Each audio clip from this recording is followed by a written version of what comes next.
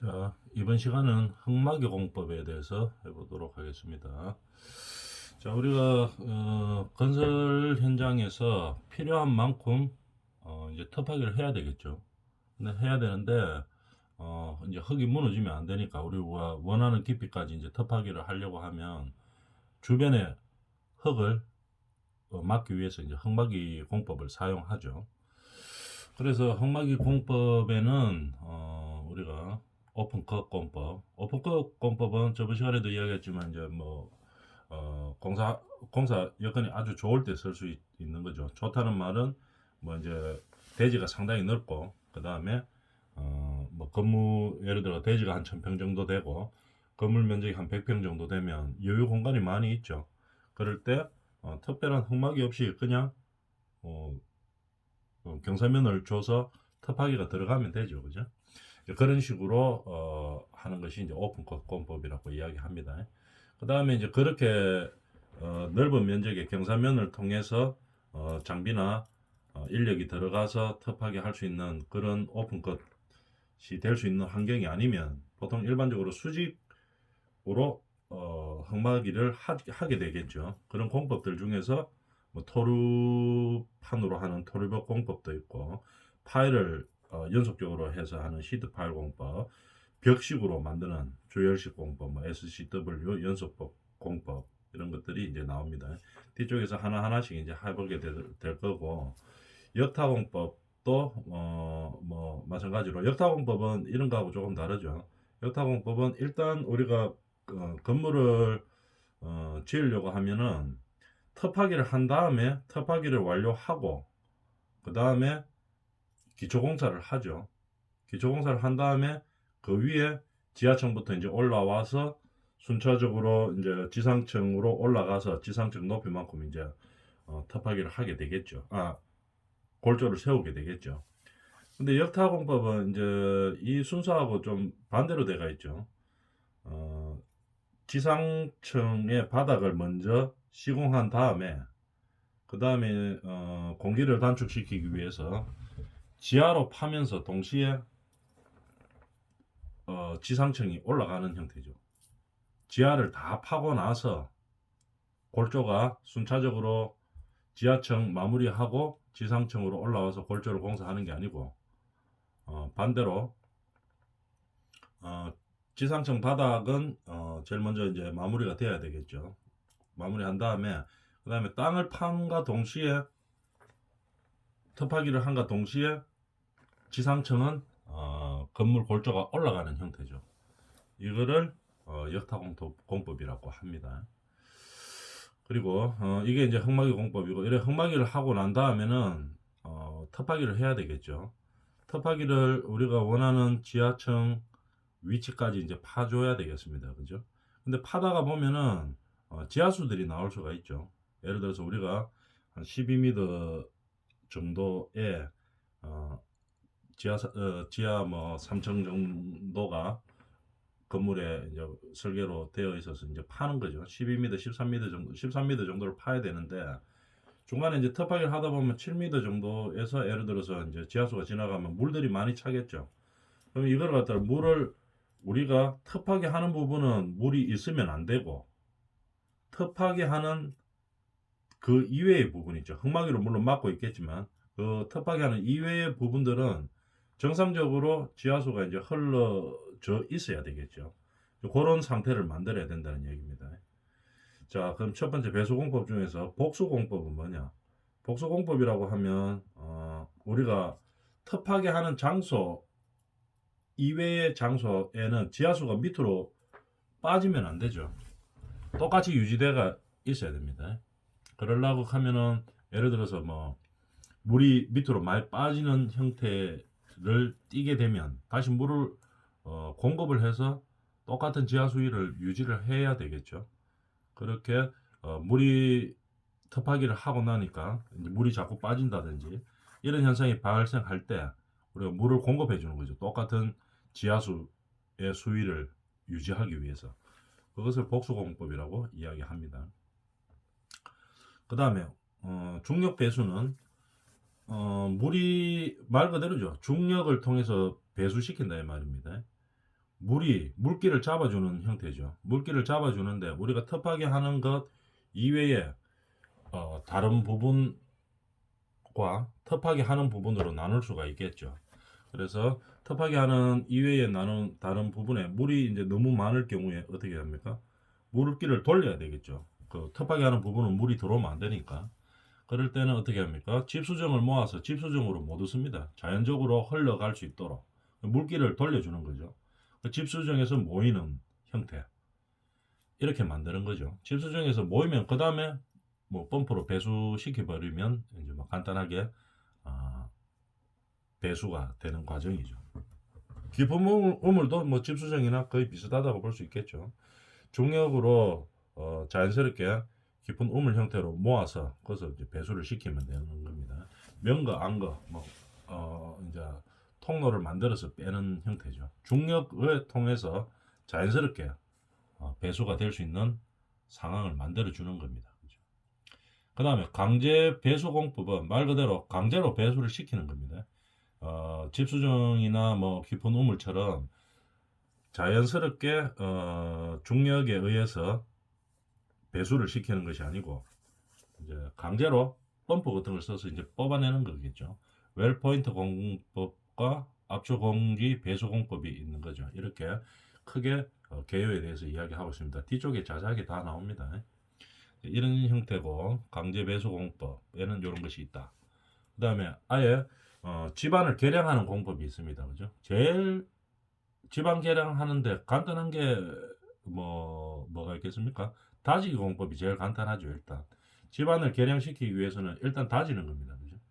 이걸 많이 다져주면 밀도도 증가되고 이제 안정화되죠. 토질 자체가 이렇게 다지기 공법이 있고 가장 많이 사용하는 거죠. 다지기 공법. 그 다음에 다른 방법으로는 뭐 강제로 안밀 말 그대로 강제로 안밀해서 탈수를 시키는 겁니다. 그 다음에 탈수 공법도 있고 고결 공법, 취한 공법, 뭐 흙을 바꾼다는 얘기겠죠. 이런 식으로 집안을 개량시켜 준다 이런 얘기입니다. 그럼 토공사 시 유의사항에 대해서는 토공사를 할 때 유의사항이 어떤 것이 있는가 한번 봅시다. 토압 및 수압에 의한 척압에 충분히 견딜 수 있어야 됩니다. 뭐가 흙막이 공사를 할 때. 흙막이는 일단 깊이가 우리가 지하층까지 파는 데까지 들어가죠. 그래서 이 텁하게 하는 높이가 상당히 깊이가 상당히 깊죠. 그렇기 때문에 토압이라든지 수압에 의한 척압에 견딜 수 있어야 됩니다. 강성이 상당히 있어야 되는 거죠. 그 다음에 척압에 의한 과대 변형을 방지할 것. 변형이 너무 심하게 일어나면 안 되겠죠. 변형이 일어나는 것을 방지해야 됩니다. 흙막이는. 그 다음에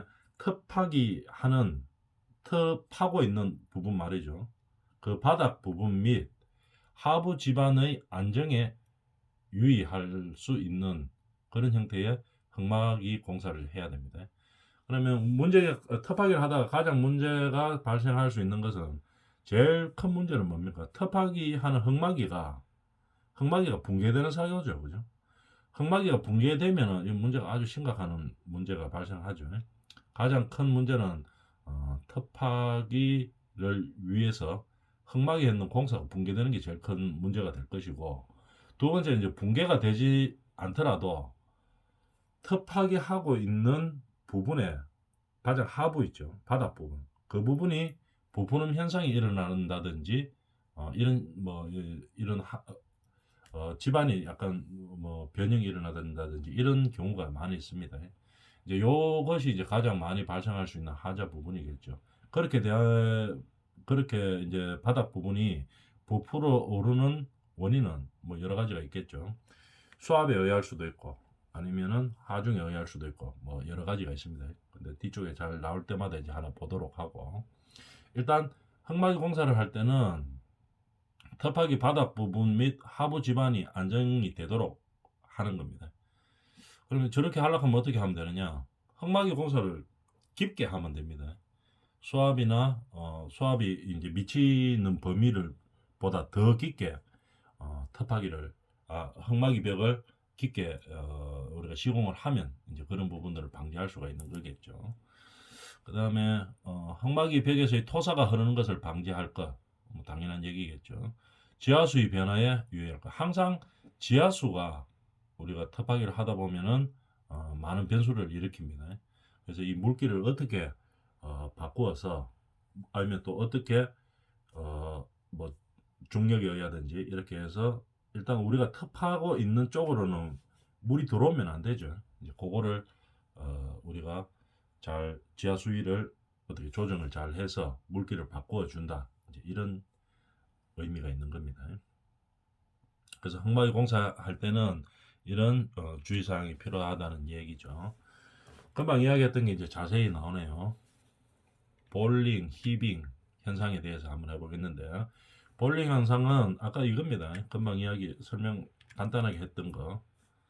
터파기 바닥 부분 및 하부 지반의 안정에 유의할 것. 이게 볼링 현상과 히빙 현상에 대한 내용입니다. 한번 봅시다. 볼링 현상 보면은 우리가 그림으로 한번 봅시다. 여기가 이제 GL입니다. GL이고 그 다음에 이제 흙막이를 하고 이 터파기를 해서 들어갔겠죠. 여기에 이제 건물이 이제 올라가는 형태가 될 거고 여기가 이제 지하층 부분이 되겠죠. 근데 이제 흙막이를 해놓고 우리가 터파기를 하다 보면 이 바닥 부분이 있습니다. 이 바닥 부분이 이게 부풀어 오르는 현상이 이제 자주 발생하는 거죠. 왜 그렇게 되느냐 한번 봅시다. 그 중에서 볼링 현상 내용을 한번 읽어볼까요? 모래 지반과 같이 투수성이 큰 지반입니다. 투수성이 큰 지반.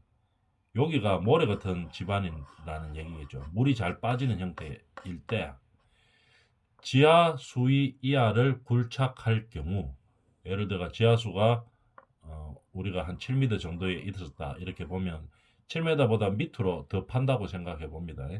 그렇게 굴착할 때 지하 수위의 기초 파기 저면 수위 차에 의해 물이 잘 빠지니까 물이 밑으로 흐르죠. 항상 중력이 있으니까. 그런데 투수성이 좋은 상태입니다. 그러니까 이 흙막이를 넘어서 이렇게 이제 압력이 가는 거겠죠.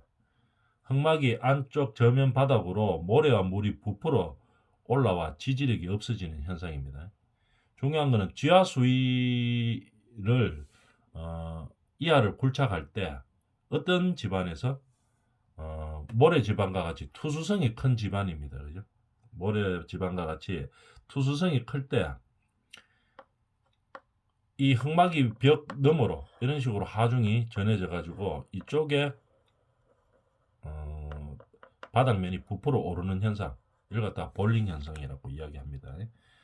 투수성이 큰 집안에서 나타난다 이 말이겠죠. 요 집안 자체가 투수성이 클 때 지하수위 밑으로 우리가 터파기를 진행할 때 이 물이 이제 잘 빠지는 형태겠죠. 투수성이 크니까 물이 자꾸 빠지니까 어떻게 됩니까? 압력에 의해서 이쪽으로 낮은 쪽으로 자꾸 가려고 하겠죠. 근데 흙막이가 있는 거를 넘어 가지고 가는 형태가 되는 거겠죠. 이런 형태를 갖다가 이런 현상을 볼링 현상이라고 이야기합니다. 그러면 이 현상을 막으려고 하면 어떻게 되느냐? 이 흙막이 벽을 더 깊게 파면 되는 거죠. 여기까지 더 깊게 파가지고 이거를 넘어가지 못하도록 만들면 되겠죠. 자연스럽게 물이 투수성이 큰 집안에서 물이 흘러 들어가는 쪽, 그러니까 이 낮은 쪽으로 자꾸 흐르려고 하겠죠. 이건 팠기 때문에 터파기를 했기 때문에 높은 쪽에서 낮은 쪽으로 자꾸 흐르려고 하는 성질이 있겠죠. 이거를 더 깊게 파가 막아주면 된다는 얘기겠죠. 널말뚝을 어디까지 그러면 깊게 박아줘야 되는가? 비투수층까지 박아주는 겁니다. 그죠? 이것도 뭐 어느 정도 한계가 있겠죠. 계속 그 밑으로 막 흘러가지고 위로 채 올라오지는 않습니다. 그죠? 비투수층까지를 흙막이 벽을 시공을 해주면 되는 얘기겠죠. 그죠? 그 다음에 강성이 큰 흙막이 벽체를 사용해도 방지할 수 있고, 그 다음에 웰 포인트 공법 등으로 여기 있던 지하 수위를 이거하고 똑같이 낮아주는 겁니다. 그죠? 여기 높은 수위를 이렇게 낮아줍니다. 그러면은 이 물이 일로 굳이 가려고 하지는 않겠죠. 그래서 이 수위를 낮춰주면 되는 겁니다. 물이라 하는 것은 우리가 높은 데서 낮은 쪽으로 흐르게 되어 있기 때문에 이 지하 수위 자체를 내려가게 해버리면은 압력이 이쪽으로 몰리지가 않겠죠. 이제 그런 방지 대책이 있습니다. 그 다음에 집안 계량 등으로 바닥면 지지력을 증가시키면 당연히 부푸름 현상이 막을 수가 있겠죠. 집안을 계량시키는 겁니다. 그래서 바닥면의 지지력을 증가시켜 주면 되는 겁니다. 뭐 제일 간단한 거는 다지기라든지 뭐 체안공법이라든지 뭐 여러 가지 상황에 맞게 바닥면의 지지력을 증가시켜 주면 되겠죠. 그 다음에 부분 굴착을 시행해서 하는 방법도 있고, 이렇게 여러 가지 방법들 중에서 현장 상황에 맞게 이제 선택을 하면 되는 거죠. 여기서 중요한 것은 이제 보링 현상은 여기 부푸름 현상이 흙막이벽 너머로 부푸름 현상이 일어나는 겁니다. 그래서 이 바닥면이 부풀어 올라오는 건데 어떨 때 나타나는 것이냐? 집안 자체가 투수성이 큰 집안에서 지하수위 밑으로 굴착을 할 때 이제 나타나는 현상입니다. 방지 대책은 이런 것들이 있다. 여기에 대해서 이야기했는 거죠. 여기 볼링 현상이고, 자 거의 비슷한 현상인데 히빙 현상이라고 있어요. 히빙 현상은 뭐냐면은 이 집안이 투수층 집안이 아니고 연약 집안일 때 이제 발생하는 겁니다. 이 집안 자체가 연약 집안일 때 한번 읽어볼까요? 흙파기에서 흙막이 바깥에 있는 흙의 중량과 이쪽 중량과 말이죠. 지표 제하량의 중량을 못 견뎌 저면 흙이 붕괴되고 바깥에 있는 흙이 안으로 밀려 불룩하게 되는 현상이다 이 말이겠죠. 이게 연약 집안이기 때문에 여기에 뭐 예를 들어서 뭐 장비가 있다든지 건설 장비가 있다든지 뭐 이렇게 해가지고 하중이 막 가해지면 어떻게 됩니까? 이 집안 자체가 연약하기 때문에 몰립니다. 이쪽으로. 압력에 의해서 쏠리게 되겠죠. 그래서 일로 쏠리면서 이렇게 부풀어 오는 현상. 이걸 갖다가 히빙 현상이라고 이야기합니다. 그러면 히빙 현상하고 볼링 현상하고 비슷한 현상이죠. 그죠? 그런데 차이는 뭡니까? 집안이 볼링 현상은 투수성이 큰 집안일 때, 그리고 히빙 현상은 뭐 연약 집안일 때 발생하는 겁니다. 그럼 방지 대책은 어떠냐?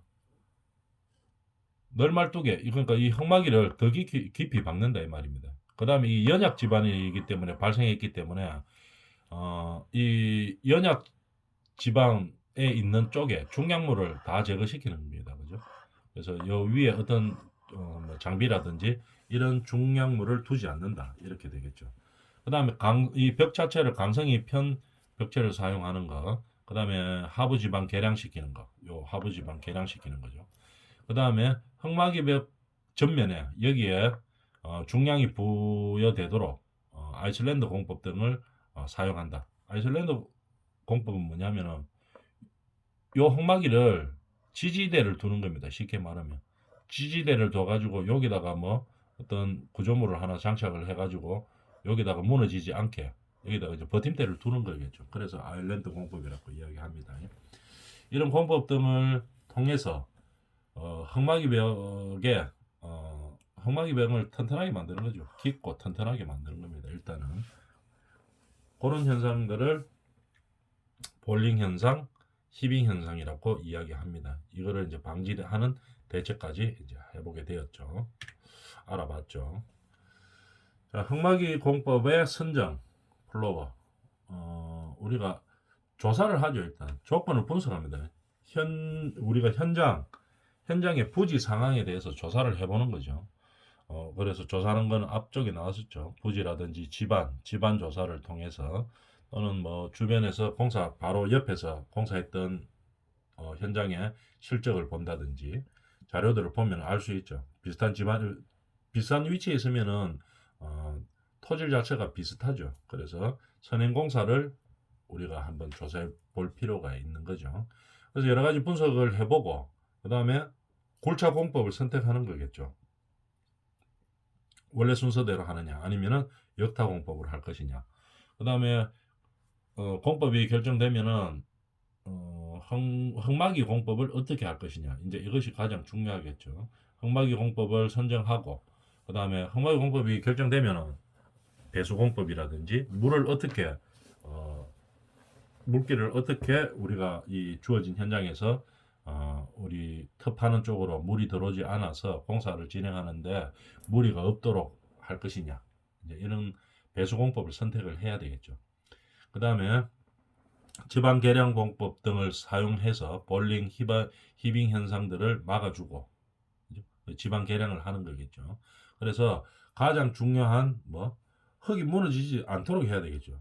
우리가 언제까지 기초를 장착하고 그 다음에 우리가 지상층까지 올라오기 전까지, 그죠? 이제 항상 우리가 붕괴 사고라든지 이런 것들이 일어나지 않도록 이제 그렇게 하는 겁니다. 근데 보통 일반적으로 밑에 바닥 기초를 치고 나면 그 다음부터는 조금 위험성이 좀 많이 덜해지죠. 이 구조 자체가 안정이 돼 버리기 때문에. 그래서 기초 공사 끝내기 전까지는 아주 신경 써서 이제 이렇게 공법을 선택하고, 그다음 흙막이 공법을 선택하고, 그다음에 거기에 맞는 배수 공법이라든지 현장의 상황에 적절한 배수 공법들을 이제 선택을 해야 되는 겁니다.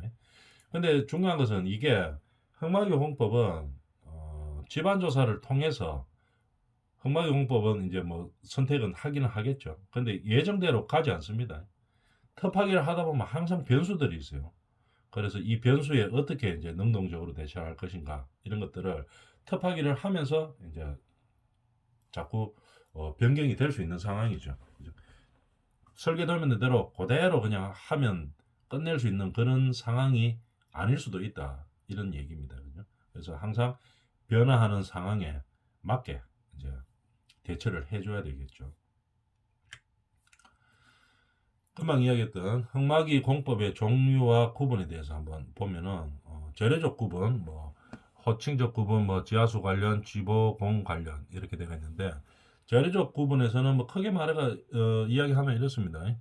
우리가 가장 일반적으로 제일 많이 쓰는 거 토르판 공법이죠. 목재를 가지고 H빔을 오가로 구멍을 뚫어가지고 H빔을 쉽게 말해 박습니다. 원하는 깊이까지 박고, 그 다음에 H빔하고 H빔 사이에 터파기를 하면서, 예를 들어서 1m 터파기를 하고 나면 그 다음 1m만큼 토류판을 끼워 넣는 거죠. 목재를 끼워 놓고, 그 다음에 또 1m 파고 나서는 또 1m만큼 또 내려갑니다. 차곡차곡 내려가는 거죠. 이런 식으로 하는 게 이제 토류판 공법이죠. 그 다음에 보통 우리가 쓰는 CIP, PIP, MIP 이런 것들이 있죠. CIP 공법 기본적으로 이야기하면은 오가로 구멍을 뚫고 H빔이나 철근망을 넣죠. 넣고 그 다음에 콘크리트를 주입합니다. 그러면은 이 강도가 상당히 세지겠죠. 상당히 세지고 이거를 연속으로 계속 했다고 보면은 이게 어떤 벽면이 처리가 되겠죠. 그래서 그런 벽면을 통해서 우리가 흙막이 공법을 하는 거겠죠. 그 다음에 아까 설명했던 간이 흙막이도 있고, 그 다음에 이제 차수성 물이 많은 곳에서는 흙막이를 차수성으로 해야 되겠죠. 물이 안 들어오도록 해야 되겠죠. 그런 재료들이 있습니다. 뒤쪽에 나오니까 하나씩 보도록 하고, 전체적인 그냥 개요입니다. 이런 식으로 형태가 된다 하는 거겠죠. 그 다음에 이제 이런 흙막이를 통해서 이제 하게 되겠죠. 하는 과정에 대해서 하나씩 한번 봅시다. 자, 흙막이 오픈컷 공법.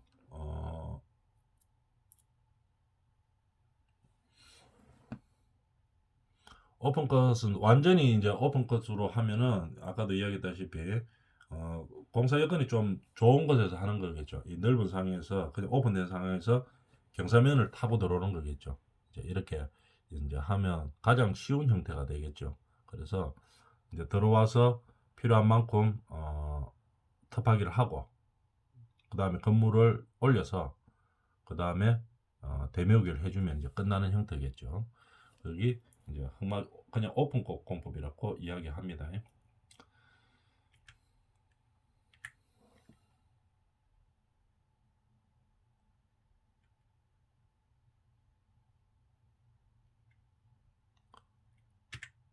그 다음에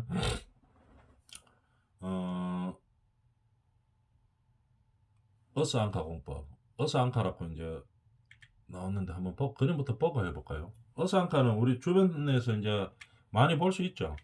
어디서 많이 보는가 하면은 그림으로 한번 볼까요?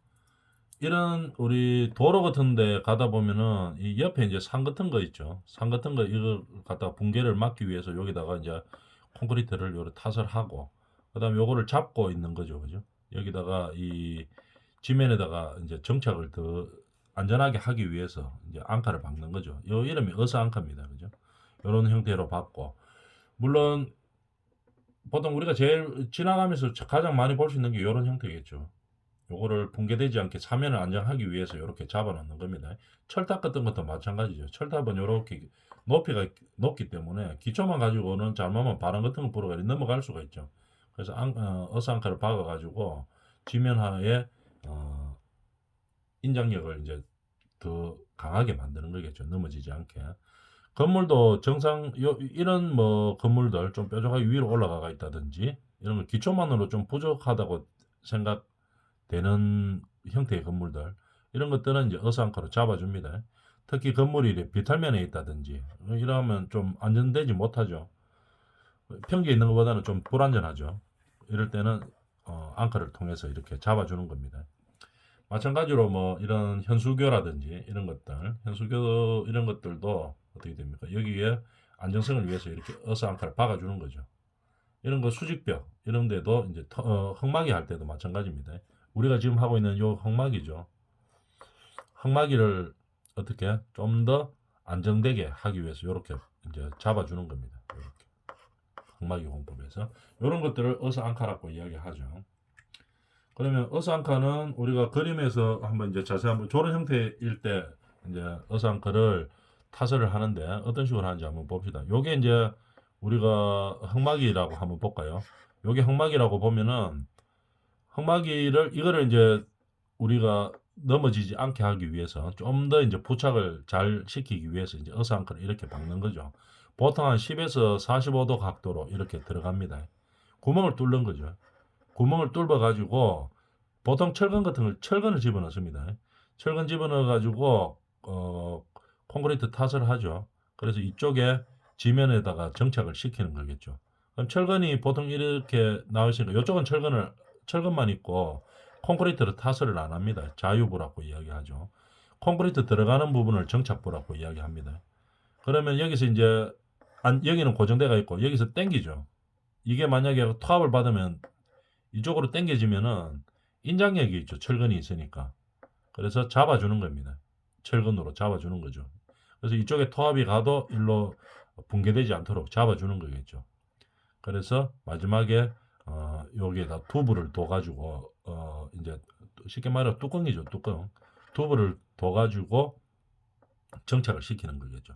그러면 하중이 여기서 토합이나 이런 게 쏠렸을 때 여기가 철근으로 인장력이 있게 되겠죠. 자유부가. 그래서 이쪽으로 무너지지 않도록, 그죠? 붕괴되지 않도록.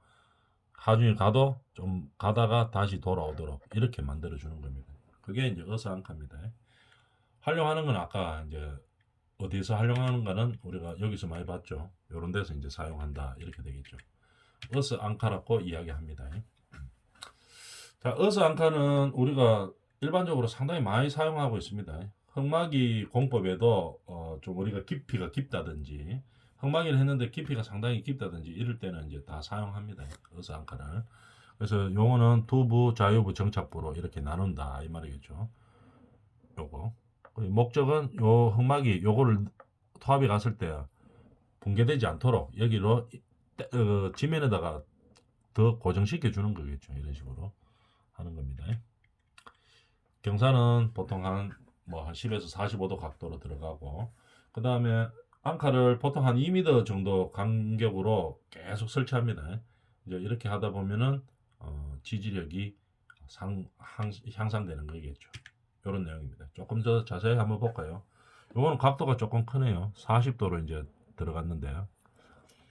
여기가 흙막이가 이렇게 있죠, 그죠? 흙막이가 있고 이쪽에 이제 터파기가 들어가는 겁니다. 터파기가 들어가는 부분이고 여기가 이제 깊이가 깊기 때문에 흙막이를 붕괴되는 것을 막기 위해서 이 지면에다가 좀 더 정착을 시키는 거죠. 정착시킬 때 여기서 이제 구멍을 뚫습니다. 여기까지 구멍을 뚫어 가지고 보통 철근이죠. 철근 이렇게 집어넣죠. 집어넣은 다음에 콘크리트를 여기까지만 붙여줍니다. 그럼 여기는 이제 정착이 되는 거고, 여기는 여기서 여기까지는 이제 인장력이 이제 당겨지는 거겠죠. 그래서 이 튜브로 고정을 딱 시켜 놓습니다. 그러면 이쪽에 토합이나 이런 하중이 막 이제 가해지더라도 여기 인장력이 있으니까 늘었다 줄었다 이렇게 하겠죠. 붕괴되지 않도록 딱 잡고 있는 겁니다. 그죠? 인장력으로 버티는 거겠죠. 이런 것들을 간격을 한 2m 간격으로 쫙 박아 놓습니다. 그죠? 그러면 이제 이 힘이 상당히 지면의 지지력이 상당히 커지겠죠. 저런 식으로 어스앙카를 붙이는 겁니다. 자세하게 그리는 그림이죠. 이렇게 여기 철근들이 있네요. 이런 식으로 들어갑니다. 그림으로 한번 볼까요? 어스아카 천공 장면에 대해서 한번 봅시다. 여기가 이게 지금 토르판입니다. 그죠? 토르판으로 지금 내려오는 건데 HBM을 먼저 박아놓고 요즘 토르판이 있죠. 그러면 여기서 고단커 박을 때는 어떻게 되느냐? 한 1m 정도 더 팝니다. 터파기를 하면은 요게 토르판을 위에서 치면 1m 정도 탁탁탁 내려가겠죠. 그 다음에 위쪽에 또 1m만큼 내려왔게 되겠죠. 토르판을 다시 넣습니다. 1m 들어가고. 그러면 또 하고 똑같은 과정을 반복시키면 되는 거죠. 그게 이제 토르판 형태입니다. 어스앙카 천공하는 거는 이렇게 기계가 각도가 있죠. 구멍을 뚫습니다. 이렇게 구멍이 이제 나는 거겠죠. 나면 이렇게 철근을 집어넣습니다. 이렇게 2m, 보통 2m 간격으로 이렇게 이제 천공을 하죠. 천공하고 계속 기계들이 천공하고 있네요. 이렇게 천공을 해가지고 그 다음에 철근을 집어넣습니다. 그 다음에 그림을 보면 이렇게 흙막이 벽에다가 이렇게 정착을 시키겠죠. 흙막이 벽에 정착할 때는 이렇게 되는 겁니다. 그 다음에 이렇게 지금 정착이 됐네요. 그림을 봅니다. 이렇게 철근을 꽂아 넣은 상태고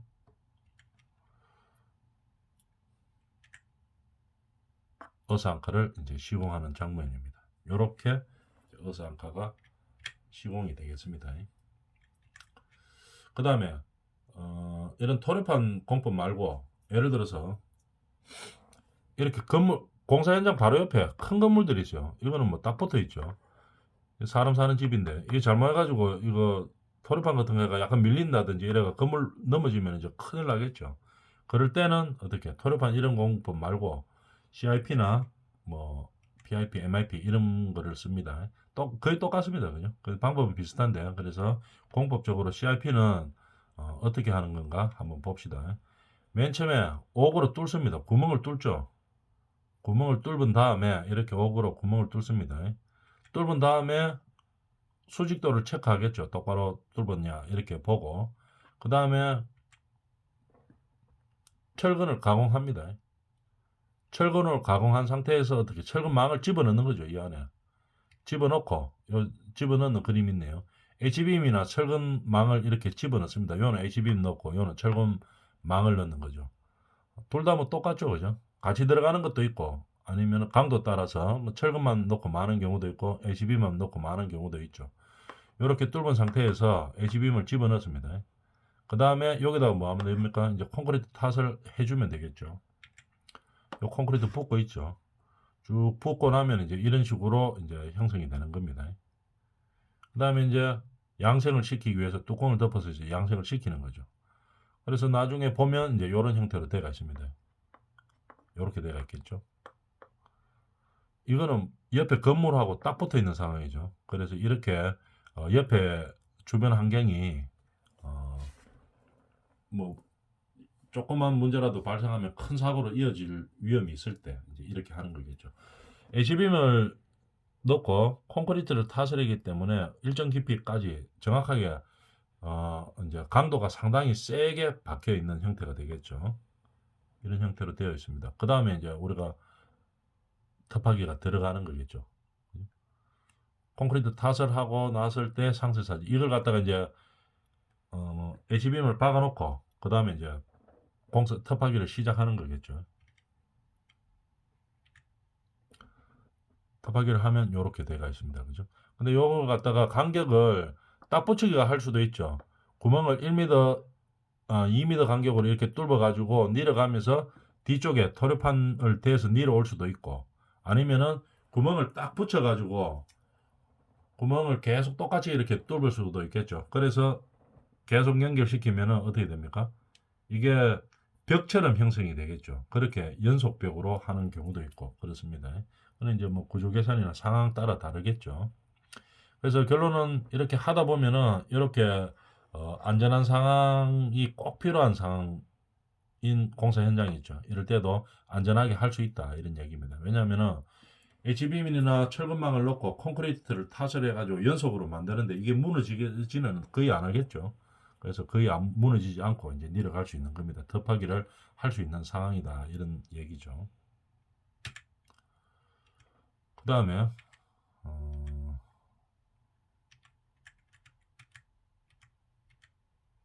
역타공법을 한번 봅시다. 아까 이야기했는 거와 마찬가지로 순타공법 같으면은 원래 같으면은 어떻게 해야 됩니까? 덮하기를 다 끝내고 난 다음에 그 다음에 기초공사를 끝내고 지하부터 올라가서 지하 마무리 시키고 그 다음에 지상층으로 올라가서 골조가 되는 거겠죠. 근데 역타공법은 말 그대로 이제 방법이 좀 바뀌는 겁니다. 순서가. 지상층은 일단 바닥은 마무리해야 되는 거고 지상층 바닥을 마무리한 다음에 그 다음에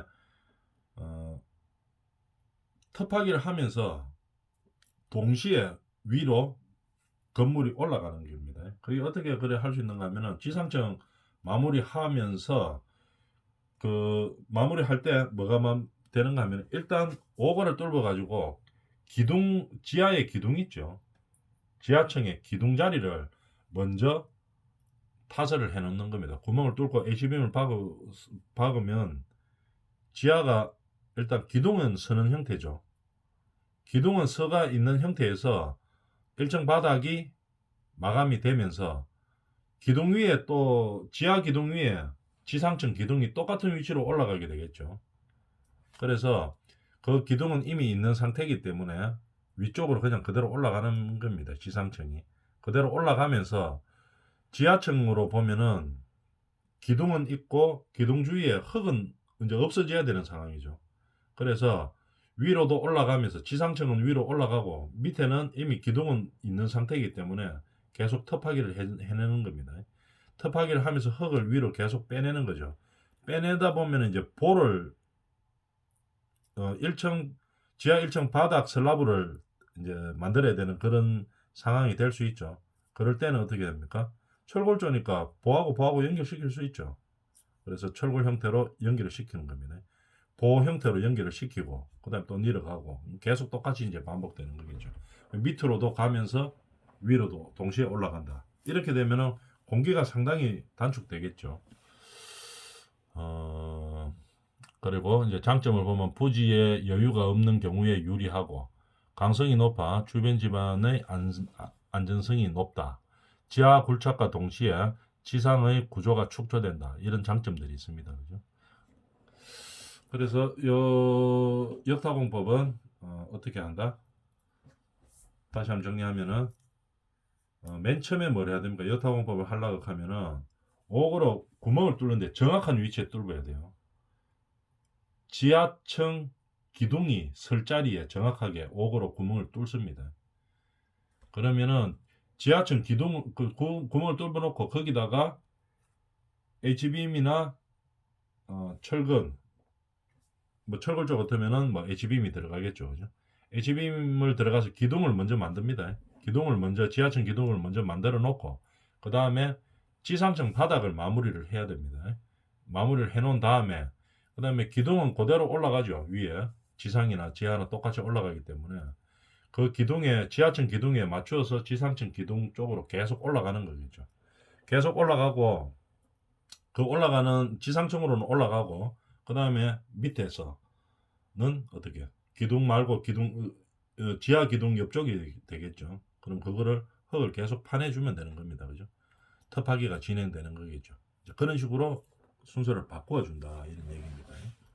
이걸 갖다가 역타공법이라고 이야기합니다. 그 다음에 지하 연속벽 지하 연속법 공법에 대해서 한번 해보겠는데 연속벽이 뭐냐면은 지하에 연속되는 벽을 말하는 거겠죠. 요거는 다음 시간에 하도록 하겠습니다. 다음 시간에 지하 연속법 공법에 대해서 계속 해보도록 하겠습니다.